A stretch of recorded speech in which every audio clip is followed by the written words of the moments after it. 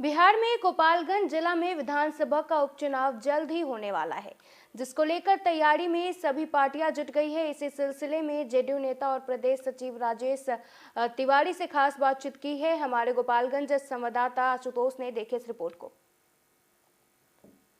नमस्कार, आप देख रहे हैं अजय भारत। मैं हूं आशुतोष। आज हमारे बीच मौजूद है जेडीयू के प्रदेश सचिव राजेश तिवारी जी। हम इनसे गोपालगंज के हालातों के बारे में जानते हैं। सबसे पहले अजय भारत में आपका स्वागत है। जी नमस्कार। जिस तरह से उपचुनाव होने वाले हैं गोपालगंज में, तमाम बीजेपी के जो नेता हैं लगातार दौरा कर रहे हैं गोपालगंज का, और तमाम जो नीतीश कुमार के ऊपर उनका आरोप लग रहे हैं, क्या कहेंगे इस पर आप? देखिए, उपचुनाव जो होने जा रहे हैं उस पर बीजेपी के जो भी आरोप लगा रहे हैं उन लोगों का अपना तर्क रहता है, और ये उपचुनाव में महागठबंधन जोरदार तरीक़ा से लड़ेगा और गोपालगंज विधानसभा का सीट 100% वो महागठबंधन वो जीतेगी, क्योंकि जो परिस्थिति है उसके अनुसार से बीजेपी कहीं स्टैंड नहीं करता है। और महागठबंधन को देखा जाए, जो भी दल का अगर जो सीट आ रहा है, जो भी दल वहाँ लड़ेगा मजबूती से लड़ेगा। हमारे नेता नीतीश कुमार के नेतृत्व में हम लोग 100% जीतेंगे, इसमें कहीं कोई दो राय नहीं है। हम बात करें बीजेपी के प्रदेश उपाध्यक्ष मिथिलेश तिवारी की, पिछले दिन उन्होंने सीएम को जुबानी दुल्हन कह के पुकारा था, क्या कहेंगे उस पर आप? देखिए, बीजेपी का एक ही फॉर्मूला होता है, एक झूठ को तब तक बोलते रहो जब तक कि वो सही न हो जाए। बीजेपी पूरे देश भर में एक अछूत पार्टी के रूप में थी। 94 से 95 में बीजेपी से गठबंधन हुआ, और तब से जब बीजेपी को कोई नहीं पूछता था, कोई नहीं उनको अछूत रूप से होता, सांप्रदायिक रूप से माननीय नेता नीतीश कुमार जी ने उनको छूत बनाया।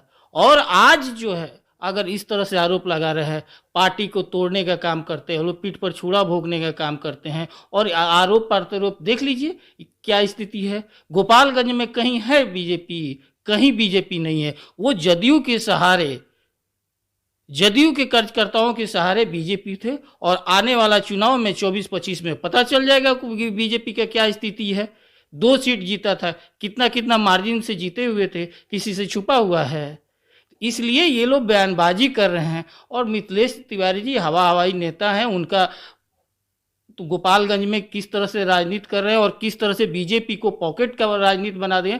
बीजेपी के हर एक कार्यकर्ताओं से हमको बात होती है, बीजेपी के कार्यकर्ता उनकी एक्टिविटी से लेकर के बहुत ही नाखुश हैं। हम बात करेंगे मिथिलेश तिवारी को। उन्होंने यह भी कहा था कि अगर प्रधानमंत्री को पता होता कि राजनीतिक पार्टियां गठबंधन तोड़कर दूसरी जगह चली जाएगी तो उस पर भी एक नया कानून बनाया होता। इस पर क्या कहेंगे? बताइए, उल्टा चोर कोतवाल के डांटे। पूरा देश भर में बीजेपी पार्टी तोड़ रही है। हर दल को शिवसेना से लेकर के, गोवा से लेकर के, कर्नाटका से लेकर के, मध्य प्रदेश से लेकर के वो पार्टी तोड़ रही है, और वो दूसरा पर आरोप लगा रहे हैं।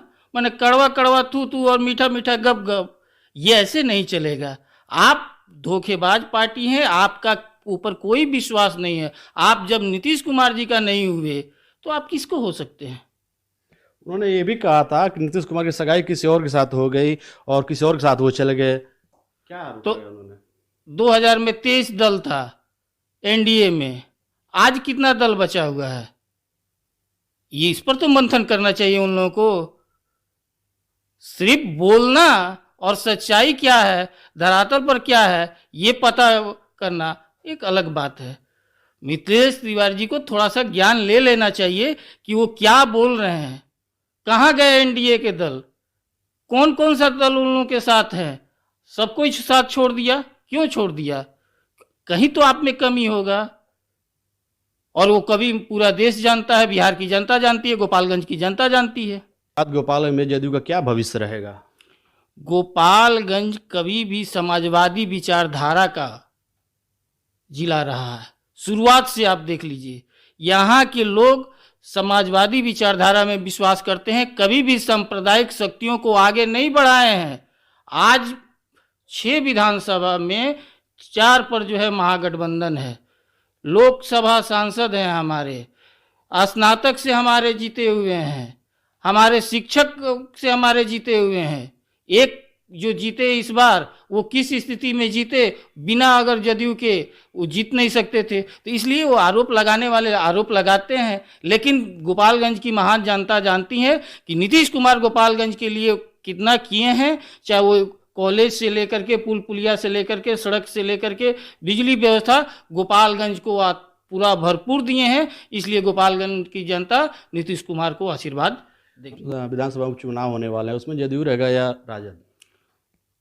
महागठबंधन रहेगा। महागठबंधन से जिस भी दल को, जिस भी प्रत्याशी को टिकट मिलेगा, हमारा महागठबंधन एक है। हम उस महागठबंधन के तहत हम 100% वो सीट गोपालगंज उपचुनाव महागठबंधन की झोली में पड़ेगा। भाजपा का यह भी आरोप है कि नीतीश कुमार जंगल राज पार्ट 2 में चले गए, इस पे क्या कहेंगे आप? देखिए, ये तो जो स्थिति ये हो गया कि चलनी सूप को हंस रहा है। आज बगल के जिला आपको प्रदेश है, गोपालगंज के अधिकतर सीमावर्ती जिला है वो प्रदेश है, वो आपको उत्तर प्रदेश है। वहाँ देख लीजिए गुंडा राज है। और गोपालगंज में कभी भी जंगल राज रिटर्न नहीं होगा। ये सुशासन की राज है, ये मंगल राज है, ये नीतीश कुमार का राज है। और इन लोगों के समय का सामान्य प्रशासन कौन देखता था? मुख्यमंत्री के पास था ना।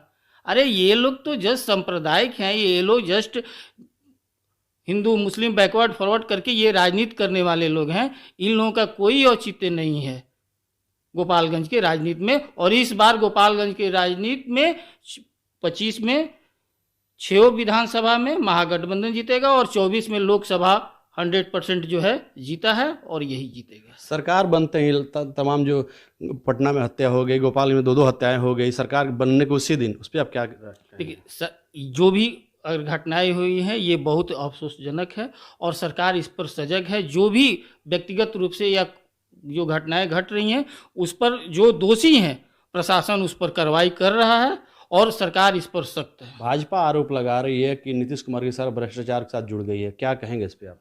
देखिए, भाजपा जो आरोप लगा रही है, पहले भाजपा अपने अंदर जो आरोप लगा रही है, भाजपा के पूर्व मंत्री और वर्तमान विधायक राम प्रवेश सिंह जी हैं, उन्होंने भाजपा के प्रदेश उपाध्यक्ष मिथिलेश तिवारी पर भ्रष्टाचार का आरोप लगाया कि इतने कम समय में कैसे इतना संपत्ति बना लिए, गोपालगंज से लेकर के पटना तक कैसे संपत्ति बना लेंगे। उनके विधायक उनके प्रदेश उपाध्यक्ष पर आरोप लगा रहे हैं।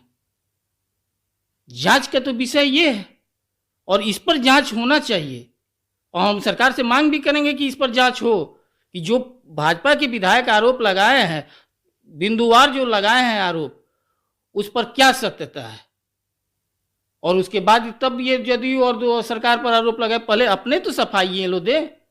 ये लोग आपस में जो लड़ रहे हैं और आपस में जो आरोप लगा रहे हैं, इसका क्या सच्चाई है और इस पर जांच होना चाहिए। तो क्या लगता है सरकार आपके इस पे जांच होगी, कार्रवाई होगी उन पे? एकदम कार्रवाई होगी। हम लिखने जा रहे हैं, हम मांग करने जा रहे हैं कि नहीं, इस पर जांच होना चाहिए। जो राम प्रवेश राय जी जो विधायक हैं, उन्होंने जो आरोप लगाया है और उन्होंने जो मांग किया है उस पर जांच होना चाहिए। मिथिलेश तिवारी पर जांच होना चाहिए कि इतने कम समय में इतना संपत्ति कैसे बना ली है। आपने बताया कि जो विधायक हैं वो आरोप लगाए हुए, तो क्या कहीं ना कहीं पार्टी में विश्वासघात तो नहीं किया जा रहा है? इन लोग का आपसी मामला है।